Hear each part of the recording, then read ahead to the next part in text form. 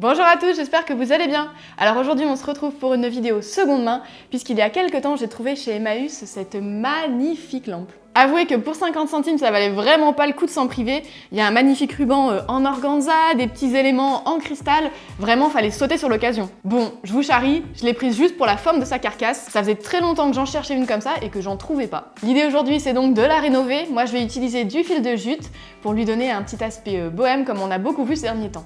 Aujourd'hui, je vais vous montrer deux choses. La première, c'est comment je rénove la carcasse d'abat-jour et je la rends plus sympathique avec du fil de jute. Et la deuxième, c'est comment rénover tout le système électrique avec quelque chose de plus récent. Le tuto pourra bien sûr être adapté si vous avez d'anciens abat-jour que vous voulez rénover. Et si vous n'en avez pas, vous pouvez aussi en trouver de neufs dans le commerce, on en trouve assez facilement aujourd'hui. Et on attaque tout de suite avec la première étape, la plus satisfaisante. On va virer toutes ces mochetés.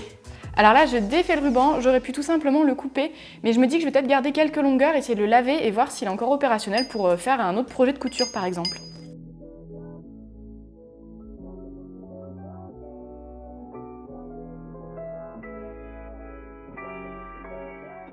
Maintenant, on va pouvoir s'attaquer à tous les éléments électriques et métalliques.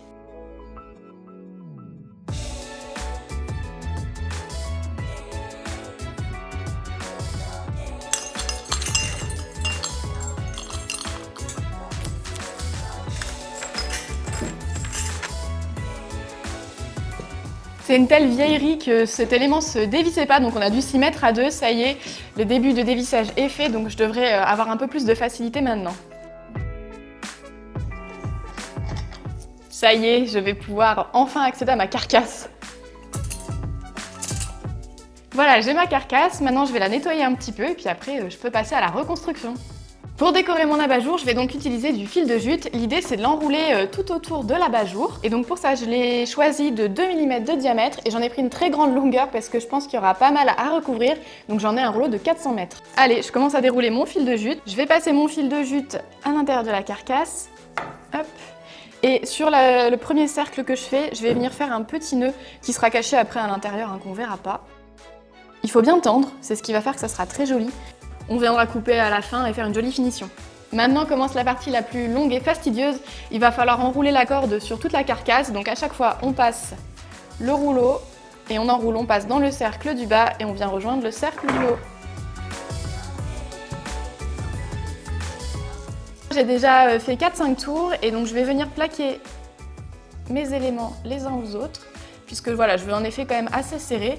Après cet effet, vous pouvez le faire varier, c'est-à-dire que vous pouvez jouer sur la largeur que vous laissez entre les fils. Ça laissera passer plus ou moins la lumière et ça donnera un style un petit peu différent à la lampe. Moi, je veux que ça soit assez rapproché. Et pour qu'ils soient bien parallèles, je vais même venir les plaquer contre cet élément métallique qui va me servir de repère.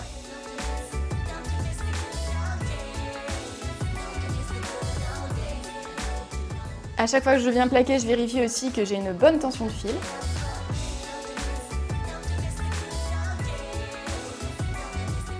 Là, j'ai trouvé une technique assez pratique, donc je viens tirer avec la main droite le fil et je maintiens en haut avec ma main gauche, ce qui fait que mes fils ne bougent pas, ils ont la bonne tension. On aurait aussi pu utiliser un fil de jute un peu plus épais, ça aurait fait un rendu encore plus brut et naturel. Ça peut être aussi très joli. On peut les peindre nos fils pour donner un effet contrasté et coloré, ou utiliser des fils, alors ça ne sera pas forcément de la jute, mais du raffia par exemple coloré aussi, ça peut très bien fonctionner. J'avance bien, j'en suis pile poil à la moitié, donc je tiens le bon bout. C'est long, mais c'est vraiment pas désagréable à faire et je pense que le rendu va être assez bluffant. En plus, on a l'odeur de la jute, ça c'est agréable. J'aime beaucoup cette odeur très naturelle.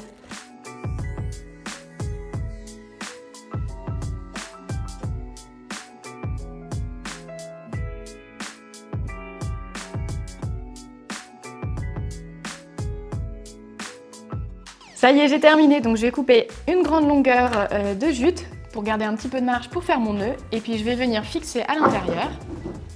Donc ce que je vais faire, c'est que je vais récupérer le nœud que j'avais fait au départ, qui est juste ici, et je vais venir m'accrocher dedans, comme ça me fera un seul point de fermeture et ce sera plus esthétique. Et voilà. Je recoupe en laissant environ 3 cm, hop, et je vais venir cacher le nœud à l'intérieur.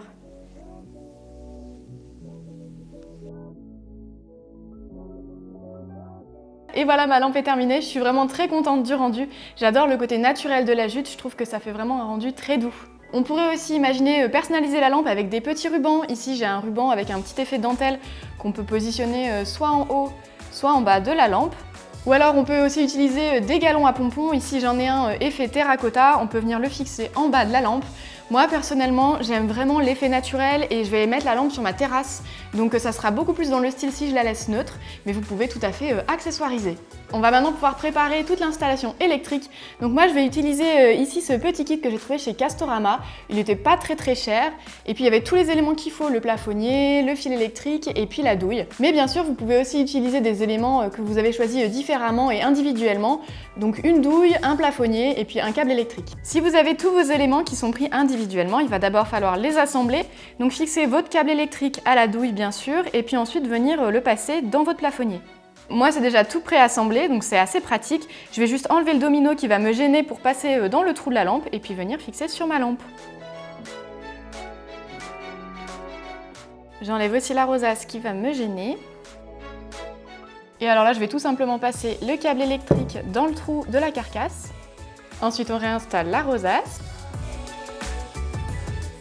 Le petit élément en plastique qui permet de faire une boucle pour fixer dans le crochet au plafond. Et je termine par mon domino que je vais remettre aussi pour pouvoir fixer à ma sortie de câble dans le plafond. Et voilà, votre lampe est maintenant terminée. Il restera bien sûr à ajouter une ampoule et puis on va aller la fixer au plafond.